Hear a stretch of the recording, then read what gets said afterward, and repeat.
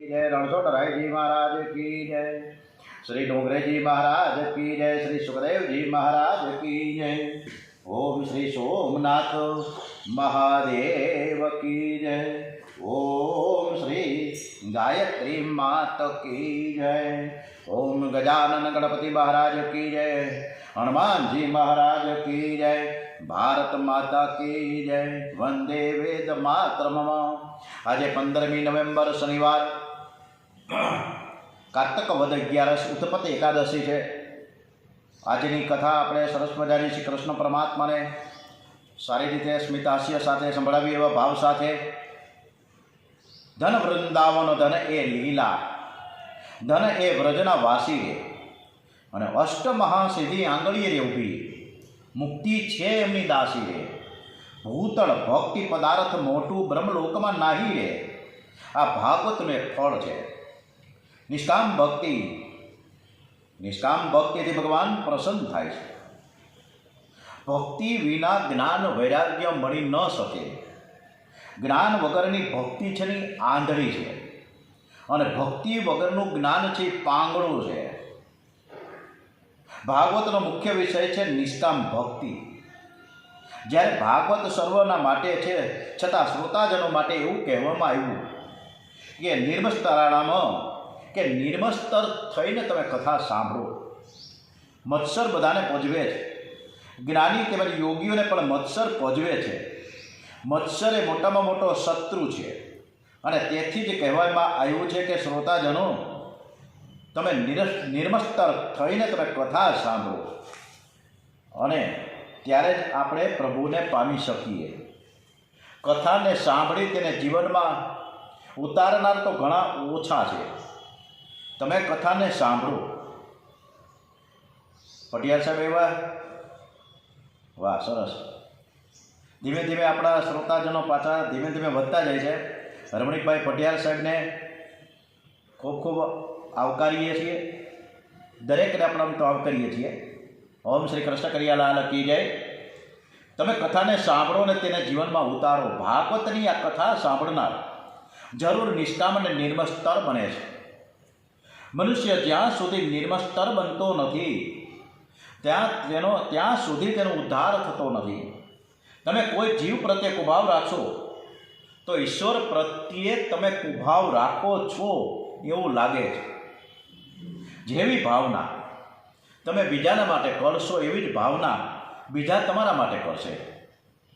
અન્ય સાથે વેર કરનારો પોતાની સાથે વેર કરે છે, કારણ કે સર્વના હૃદયમાં ઈશ્વર રહેલા છે।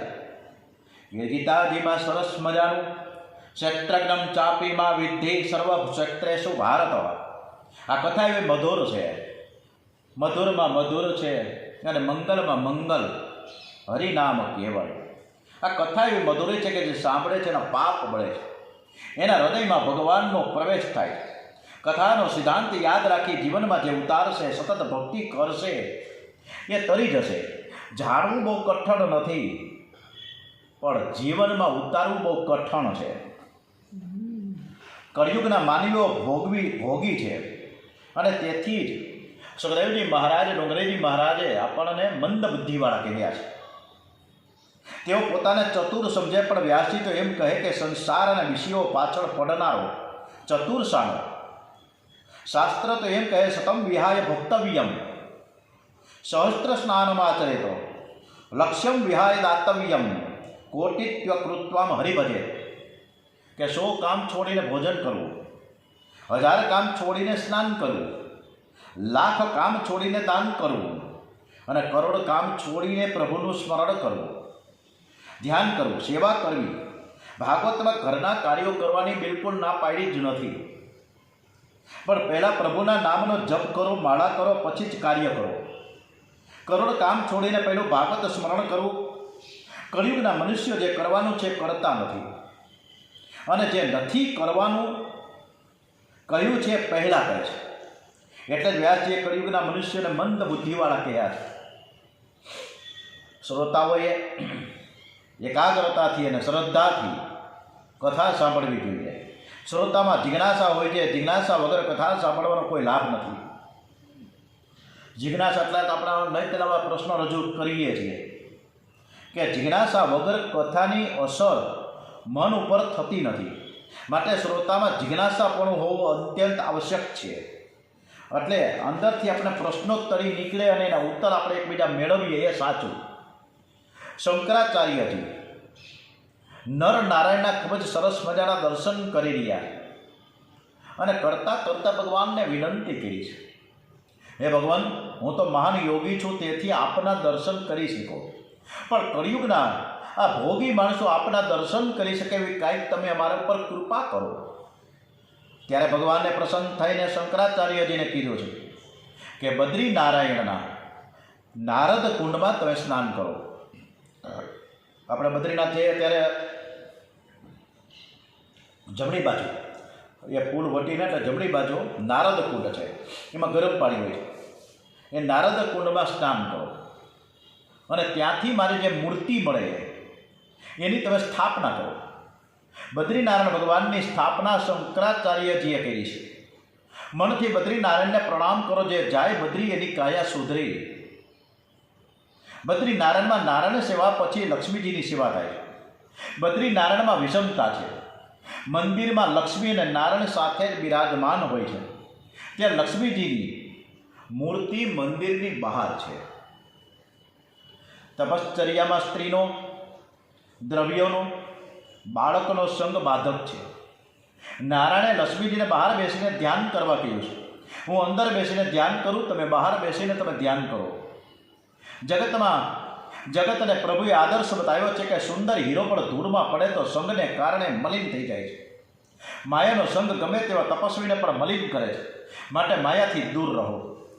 ભરતખંડના માલિકદેવ શ્રી નારાયણ ભગવાન કૃપા કરે અને તમને બોલાવે ત્યારે પ્રત્યક્ષ દર્શન કરજો. આજે તો અહીં બેઠેલા લોકો મનથી નારાયણના દર્શન કરે. તમે પ્રેમથી સ્મરણ કરો કે ચતુર્ભુજ નારાયણ પદ્માસનમાં બિરાજમાન છે. મનથી કોઈ પાપ થાય તો તેની પણ સજા થાય છે. મનથી કોઈ ઈશ્વરના દર્શન કરે, મનથી ઠાકોરજીના ચરણમાં તુલસીજી અર્પણ કરે, મનથી ભોગ ધરે, માનસી સેવા કરે તો તેનું ફળ અધિક મળે છે. એકવાર બદ્રીનારાયણના દર્શનાર્થે એક પ્રોફેસર સાહેબ ગયા.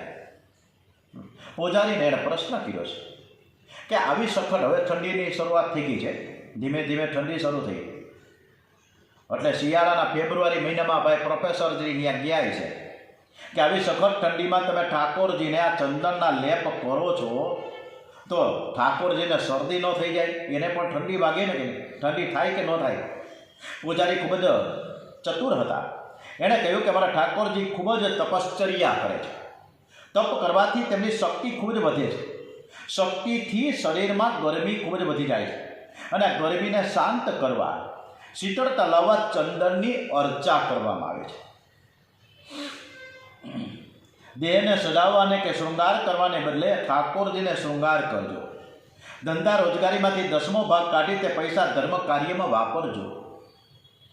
ધનનો દુરુપયોગ થાય તો આ ધન છે એ ઝેર બની જાય. સૂતજી સરસ્વતીજીને વ્યાસજીને વંદન કરે છે અને પછી કથાનો આરંભ કરે છે. સૂતજી કહે છે કે જીવ એ અંશ છે અને પરમાત્મા અંશી છે. અંશીથી અંશ છૂટવો પડ્યો એટલે તે દુઃખી છે. જ્યારે અંશ અંશીમાં ભળી જાય એટલે કે ઈશ્વરમાં, પરમાત્મામાં મળી જાય તો જીવ કૃતાર્થ થઈ જશે.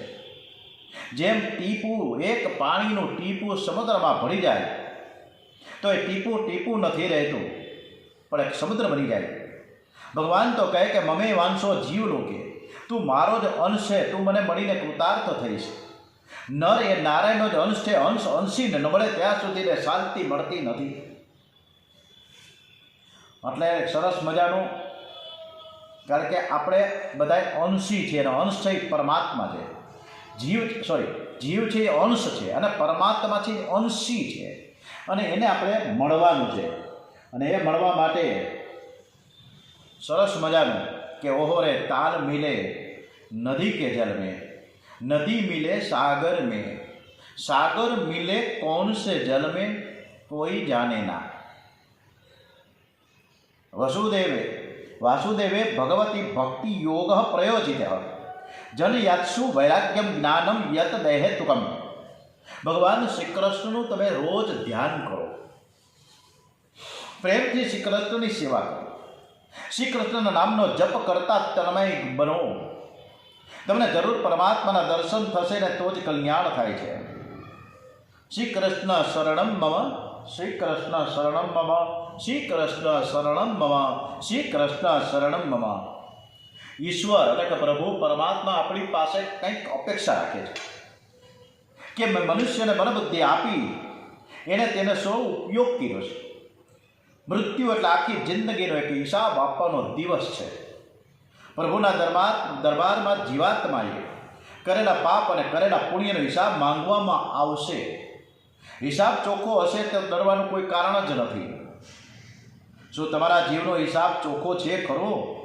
જીવને હિસાબ આપતા બીક લાગે છે, અને ત્યારે આ તો આખા જીવનનો હિસાબ છે. આ હિસાબ પરમાત્મા માંગશે ને ત્યારે શું દશા થશે? જીવને મૃત્યુની બીક છે ત્યાં સુધી શાંતિ નથી.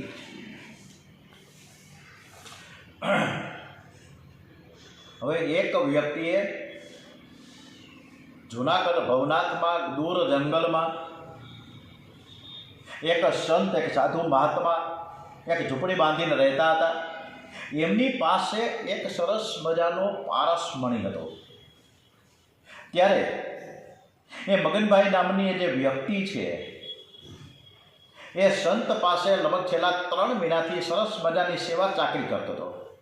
વાતમાંથી વાત નીકળી કે સંતને ખબર પડી કે સંત પાસે એક પારસમણી છે, એટલે વધુને વધુ એ સેવાને ચાકરી કરવા લાગ્યો છે.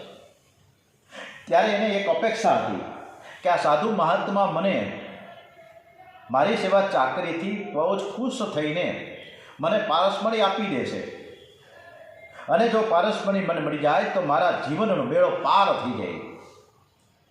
અને આ મગનભાઈ નામની વ્યક્તિ છે, સંતોની જે સેવા કરી રહ્યો છે, પણ એની સાથે સાથે એને સ્વાર્થ ઘણો હતો. એ સાધુ સંતની સેવા એક સ્વાર્થને માટે કરતા રહે કે એને પારસમણી જોતો હતો. પણ સંત જે સાધુ અને મહાત્મા હતા ને એ બહુ બુદ્ધિશાળી, એને ખબર હતી, ચતુર હતા કે આ માણસ મારી જે સેવા ચાકરી કરે છે એ અમથુમથો નથી કરતો, પણ આ પારસમણીને લેવા માટે મારી પાસેથી માંગવા માટે કરે છે. પણ એ બહુ મને એવું લાગશે કે આ વ્યક્તિએ મને બહુ સારી સેવા કરી તો હું આપી દઈશ, મારે શું કરવું છે, પારસમણીને હું આપી દેવાનો છું. પણ એ વસ્તુ એને મનમાં રાખી, કીધી નહીં એને. હવે એક વખત એ ભવનાથમાં રહેતા દૂર જંગલમાં એ સાધુ સંત મહાત્મા દામોદરજીના કાંઠે સ્નાન કરવા ગયા, દામોદર કુંડે. અને પાછળથી ઓલો જે માણસ હતો મગનભાઈ, એને આખે ઝૂંપડી એની કુટિયા અને આજુબાજુ બધું ફેંદી પડ્યા કે હલો હવે હું આ સાધુ ગયા છે નાહવા માટે, સ્નાન કરવા માટે, હવે હું પાછળથી એ પારસમણી લઈ લઉં. પણ પારસમણી એને ક્યાંય પણ મળ્યો નહીં, બધું તો ફેંદી તો નાખ્યું. કલાક 2 કલાકમાં ઓલા સાધુ મહાત્મા આવી ગયા. પૂછ્યું કે ભાઈ તું શું કરશ? અને મગનભાઈએ કહ્યું કે ભાઈ હું પારસમણી શોધું છું. એમ થોડું તને પારસમણી મળી જાય? એણે સાધુ મહાત્માએ એક દૂર એક ઠેકાણે કોઈને ખબર ન પડે એવી રીતના જે મણી સંતાડેલો હતો, પારસમણી સંતાડેલો હતો, કાઢ્યો. તારે થોડીક તો ધીરજ રાખવી હતી. હું તને આપવાનો હતો, તો મેં નક્કી કર્યું કે તારી સેવા ચાકરીથી હું પ્રસન્ન છું, મારે પારસમણીને શું કરવું, હું તને આપી જ દેવાનો હતો, પણ તારાથી ધીરજ ન રહી. આપણી પણ પરિસ્થિતિ આવી છે, આપણે ધીરજ રહેતી નથી ને ઉતાવળા થઈ જાય. એટલે એને પારસમણી જે ડાબડીમાં રાખેલો હતો, લોખંડની પતરાની જે ડાબડીમાં એ પારસમણી હતો, એ એને આપ્યો. એ મગનભાઈને શંકા થઈ કે આ પારસમણી સાચો હશે, કે આ સંત મારી, આ સાધુ મહાત્મા મારી કંઈ મસ્કરી તો કરી નથી રહ્યા ને. એટલે એને શંકા થઈ. સંત એને ઓળખી ગયા કે ભાઈ તું શું વિચારે છે? એટલે ભાઈ હું વિચારું છું કે આ લોખંડની દાબડી છે પતરાની, એમાં તમે આ જે પારસમણી રાખો તો આ લોખંડની દાબડીથી સોનાની કેમ ન થઈ? સોનાની થઈ જવી જોઈએ ને. તો આ પારસમણી સાચો છે કે ખોટો છે? અને મને શંકા થઈ એટલે હું એ વિચાર કરું છું. એટલે આલા સાધુ મહારાજે મગનભાઈને સમજાવ્યું કે ભાઈ, તને ખબર છે કે આ પારસમણી જે ડાબલીમાં રાખ્યો છે, પણ એની અંદર જે ચીથરું એટલે કે કપડામાં વીંટળાયેલો છે.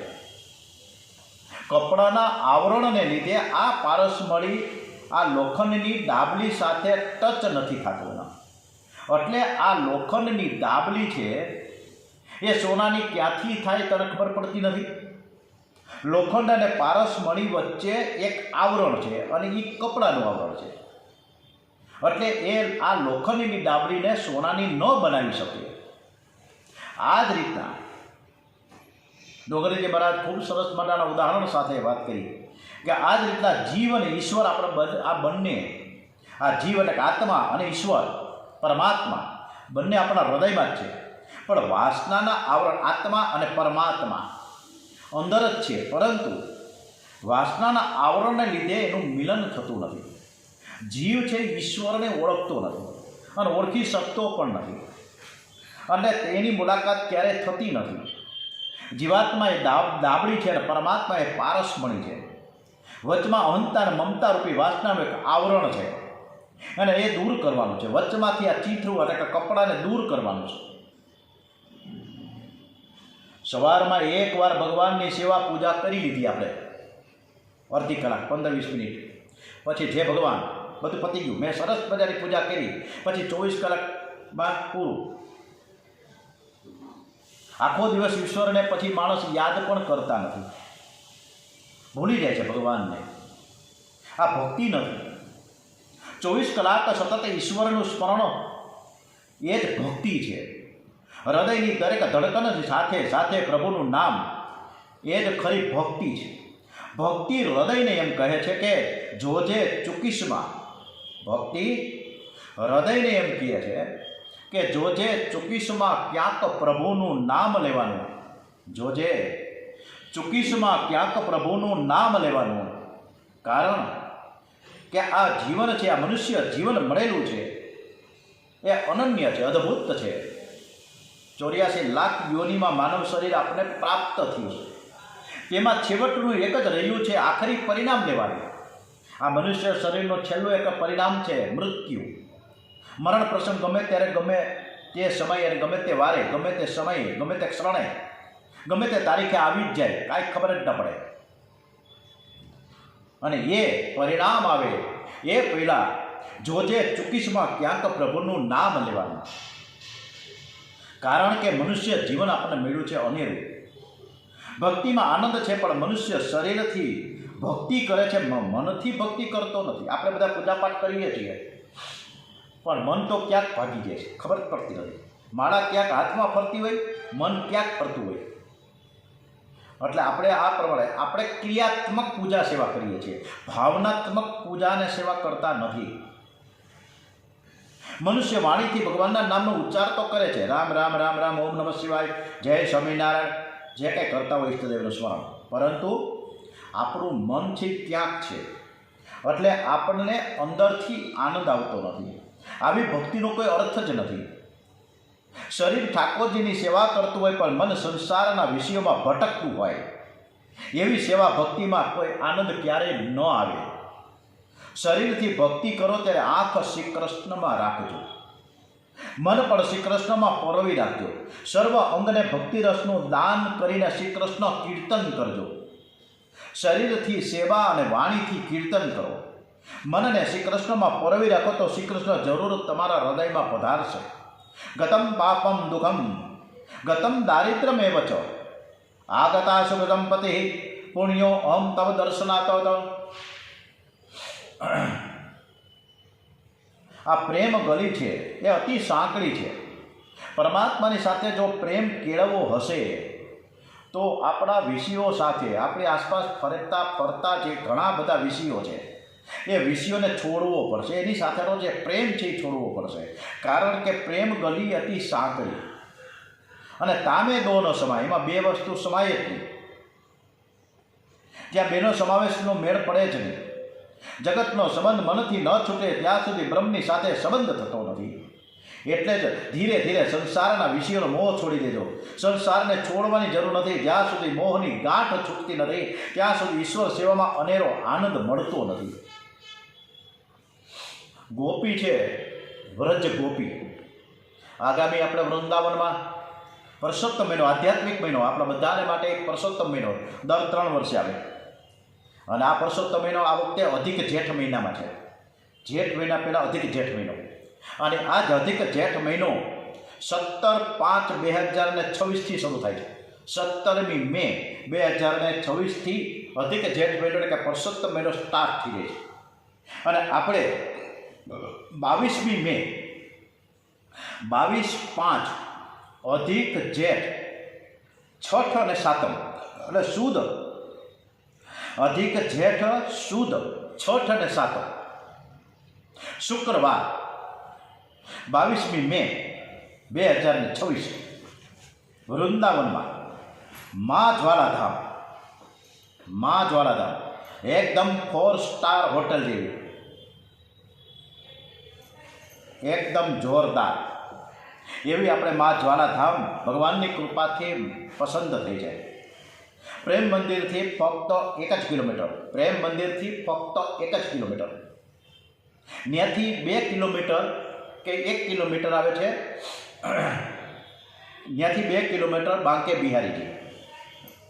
જમણી બાજુ પણ પ્રિય કાંજુ અને મા વૈષ્ણવી ધામ અને 4 ધામ, અને બરાબર વચ્ચે મા જ્વાલાધામ રોડ ઉપર જ, મેઇન રોડ પર આવી મા જ્વાલાધામ સરસ મજાની જગ્યા જે શ્રી કૃષ્ણ આશ્રમથી ઓળખાય છે.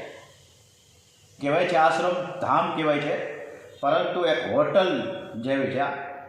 અને ત્યાં આપણે વૃંદાવનની આ વ્રજભૂમિમાં, પ્રેમ ભૂમિમાં 22મી મેથી 28મી મે સુધી 7 દિવસની આ ભવ્યાતિ ભવ્ય કથાનું આયોજન થઈ રહ્યું છે. એમાં 2 પ્રકારના સાંસ્કૃતિક કાર્યક્રમો છે. કૃષ્ણ બલરામ પાર્ટી એટલે ગોપાલ પરાશર નામનો જે છોકરો છે એ આપણને જુદી જુદી ઝાંખીઓ એના કલાકારો દ્વારા કરાવશે. આ વખતે આખી રચના અલગ પ્રકારની કરી છે. એમાં 8 પ્રકારના પ્રોગ્રામો હશે. પહેલો જે દિવસ છે શુક્રવારે 22મી તારીખે, જે દિવસે આપણે પોથીયાત્રા નીકળશે રમઝટ સાથે મસ્ત. અને ત્યારે એ જ દિવસે રાત્રે 22:05 આપણે પહેલો પ્રોગ્રામ હશે સાંસ્કૃતિક કાર્યક્રમ. બીજો પ્રોગ્રામ 26મી મે સાંસ્કૃતિક કાર્યક્રમ. બાકીના દિવસોએ 2 વખત આપણે વ્રજ યાત્રા કરવા માટે નીકળવાનું છે બસ દ્વારા. એટલે આવા બધા ભવ્ય કાર્યક્રમો સાથે આપણે આ પ્રકારની કથામાં આજ સુધીમાં 138 શ્રદ્ધાળુએ નામ નોંધાવ્યા છે. 138 180 માણસો થઈ જશે, લોકો શ્રદ્ધાળુઓ યાત્રિકો થઈ જશે. પછી વેઇટિંગ ચાલુ થશે, કારણ કે મે મહિનો વેકેશન, પાછો પરસોત્તમ મહિનો, એટલે બધા તેને ઉલ્લાસ સાથે આવી રહ્યા છે, બાળગોપાળ સાથે. આ વખતે છોકરાઓની પણ રમઝટ હશે. ત્યાં આપણો પોતાનો પણ કાર્યક્રમ હશે. ઘણા બધા અદ્ભુત કાર્યક્રમો સાથે આ કથાનું આયોજન છે. એટલે જ આપણે આ જ્યાં ગોપીઓ વસે છે, વૃંદાવન, ગોકુળ, મથુરા, બરસાણા, રમણ રહેતી, આ બધા જ આ દાસીઓને, ગોપીઓને, કૃષ્ણને, રાધાને મળવા માટે આપણે જવાનું છે. અને આ ગોપી સર્વમાં શ્રી કૃષ્ણ ભગવાનને નિહાળીને જ્યારે જીવ ભાવ ભૂલી જાય કે લાલી મેરે લાલ કી, લાલી મેરે લાલ કી સબ જગ રહી સમાઈ, લાલી દેખન મય ગઈ मैं भी हो गई लाल. હું તો કૃષ્ણ કન્યાને રમાડવા ગઈ હતી અને એને જોતા નિહાળતા હું પણ લાલ બની ગઈ. આટલી બધી એ અંદરથી એનો ભાવ હતો. પરમાત્માના 24 અવતાર, ભગવાનના ધર્મો જીવનમાં ઉતરી આવે તે અવતાર, ધર્મનું સ્થાપન કરવા અને જીવન ઉદ્ધાર કરવા પરમાત્મા અવતાર ધારણ કરે છે. માનવ શરીર એ ઘર છે. પરમાત્માનો અવતાર તમારા ઘરમાં, શરીરમાં થવો જોઈએ, મંદિરમાં નહીં. પરમાત્મા શબ્દમાંથી પરમાત્માના 24 અવતાર નીકળે છે. કેવી રીતે? પરમાત્મા અલગ અલગ આપણે નીકળે. પ એટલે 5, પાંચડો. રો એટલે 2, મા એટલે 4.5, તો અડધો છે, તો અડધો એટલે આઠડો થાય, હા અડધો તો એટલે આઠડો, અને મા એટલે પાછો 4.5, એનો બધો સરવાળો કરો તો 24 થાય. અને 24 અવતારો છે ભગવાનના. અને આ 24 અવતારોની જે કથા છે ખૂબ સરસ મજાની અદ્ભુત છે. અને એ કથાનું વર્ણન આપણે આવતીકાલે રવિવારે કરીશું. ત્યાં સુધી આપણે કથાને વિરામ આપીએ. શ્રી કૃષ્ણ કનૈયા લાલ કી જય, બાલકૃષ્ણ લાલ કી જય. ઓમ નમો ભગવતે વાસુદેવાય. શ્રી ડુંગરેજી મહારાજ કી જય. ભારત માતા કી જય. વંદે વેદ માતરમ. ઓમ નમઃ. ઓમ શ્રી ભાગવત ભગવાનજી મહારાજ કી જય. ઓમ નમો ભગવતે વાસુદેવાય. ઓમ નમઃ પાર્વતી પતે. હર હર હર હર હર મહાદેવ.